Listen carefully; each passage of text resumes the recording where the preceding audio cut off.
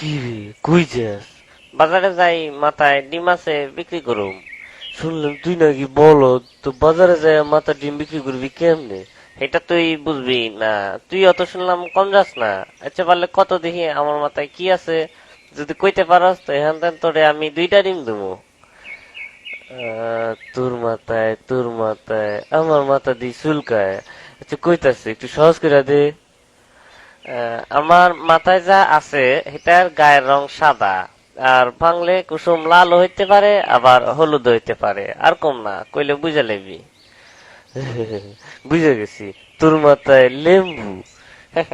তুই আসলে একটা বলদ। হয় নাই, আমার মাথায় ডিম। ইসিরে, এটা আমি সন্দেহ করছিলাম।